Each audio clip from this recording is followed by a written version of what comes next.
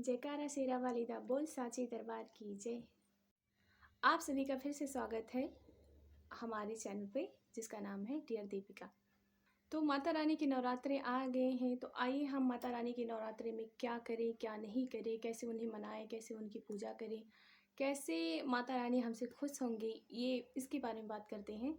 जैसे नवरात्रि इस बार 10 दिन का है, तो उसके पीछे कारण ये है कि ऐसा संयोग आज से 9 साल पहले आया था जो 2016 में आया था। तो ये संयोग ही बहुत ही शुभ माना जाता है और ऐसा संयोग फिर दोबारा आया है माता रानी की कृपा से। तो हमें पूरे 10 दिन माता रानी की सेवा करनी है। और माता रानी की कैसे सेवा करनी है जिससे माता रानी हमसे खुश हो जाए, हमसे प्रसन्न हो जाए। दुर्गा माता के बहुत सारे स्वरूप हैं, जिसमें में से माता रानी के 51 शक्तिपीठ हैं और माता रानी के 10 स्वरूप बहुत ही विख्यात हैं। माता रानी के 9 स्वरूप की इस नवरात्रि में पूजा होती है। तो नवरात्रि में अगर आप व्रत रख रहे हैं तो नवरात्रि में 9 दिन माता रानी की पूजा होगी, जिसमें से पहला माता रानी का नाम है माता शैलपुत्री माता, जिनकी हम पूजा करते हैं पहले दिन। उसके बाद दूसरे दिन माता रानी है ब्रह्मचारिणी में है, तीसरी है चंद्रघंटा माता, चौथी है कुष्मांडा माता, पांचवी है स्कंद माता और छठे मैया है कात्यायनी, कालरात्रि, महागौरी और सिद्धदात्री में है। ये माता के 9 स्वरूप हैं जिनकी हम नवरात्र में व्रत रहते हैं और जिनकी हम आराधना करते हैं। तो अब हम बात करेंगे कि नवरात्रि में क्या खाना है। तो स्पेशली जैसे बहुत सारे लोग होते हैं ना, नवरात्रि में व्रत हैं तो बस खाने के बारे में सोचते हैं, क्या ये खा लें, क्या वो खा। अरे व्रत हो तो व्रत की तरह रहो। व्रत हो तो आपको क्या करना है, व्रत में केवल फलाहार लेना चाहिए। आप अगर स्वस्थ हो, यंग हो, उसके साथ आप व्रत हो तो आप दिखाने के लिए व्रत हो, ऐसा कुछ नहीं करना है। बिल्कुल ही आपको अच्छे से व्रत रहना है। माता रानी को आपको श्रद्धा के साथ व्रत रहना है, पेट नहीं भरना है।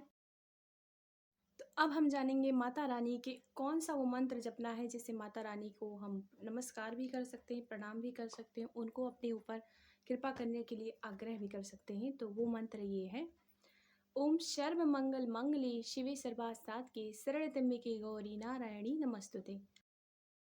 माता रानी के व्रत में आपको क्या नहीं करना है। तो माता रानी के व्रत में आपको बाल और नाखून बिल्कुल नहीं काटने हैं अगर आप व्रत हैं तो। और व्रत के नियम है कि आपको दिन में बिल्कुल नहीं सोना है और साथ में ये भी नियम है आपको ब्रह्मचर्य का पालन करना है। आपका मन शुद्ध होना चाहिए, आपके विचार शुद्ध होने चाहिए। और साथ में एक और बात, आप किसी का कोई भी अपमान नहीं करेंगे, अपने से ना बड़ों का ना ही छोटों का। गुस्सा तो बिल्कुल नहीं करना है, ये भी व्रत के एकदम नियम है। अगर आप मोबाइल चलाते हैं तो मोबाइल में आप माता रानी उनकी कथा तक ही सीमित रहिए, तो ये बहुत ही अच्छा रहेगा। अगर आप व्रत नहीं रहते हैं तो कृपया करके आप व्रत रहिए, क्योंकि इससे आपके शारीरिक मानसिक सब पे ही बहुत ही सकारात्मक प्रभाव पड़ेगा। और साथ में ऐसा है कि अगर व्रत और भी किसी रीजन से नहीं रह रहे हैं तो आप ऐसा भी कर सकते हैं कि व्रत नहीं है तो उसके बाद भी आप माता रानी का भजन और चिंतन कर सकते हैं। भजन कीजिए, उनका स्मरण कीजिए, ये भी बहुत अच्छा रहेगा। इस बार माता रानी को प्रसन्न करने के लिए हम क्या करें। तो जैसे माता रानी एक माता स्वरूपा है, तो सबसे खास चीज़ अगर आप कुछ कर सकते हैं तो आप अपनी माँ को खुश कीजिए, क्योंकि माँ ही है जो माता है। माँ ही सबसे एक ऐसी चीज़ है जिस होने से ही हम हैं। तो माँ से पहले अपनी माँ को खुश कीजिए, उनके लिए कुछ कीजिए। अगर आपकी माता खुश है तो आपकी खुद की माता खुश है तो हमारी माता रानी खुश हो जाएंगी। तो आप कृपया करके अपनी माता रानी को खुश कीजिए, अपनी घर की माता रानी को खुश कीजिए, अपनी माँ को खुश कीजिए।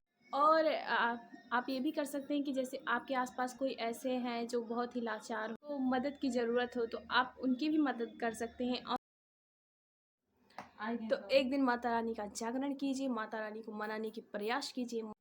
आपका बहुत बहुत धन्यवाद कि आप हमारे वीडियो में पूरे लास्ट तक बने रहें और साथ में आपको कुछ जानकारी मिली हुई हमारे माध्यम से। तो आप सभी को जय माता दी। और अगर आपको ये वीडियो अच्छा लगा हो तो हमारे चैनल को लाइक कीजिए, कमेंट कीजिए, चैनल को सब्सक्राइब करना बिल्कुल ना भूलिए। और आप सभी को जय माता दी। माता रानी आप पर कृपा बरसाएं और हम पे भी अपना कृपा बरसाएं, सब पे अपना कृपा बरसाएं, सबका कल्याण करें। जय माता दी। बोल साचे दरबार की जय।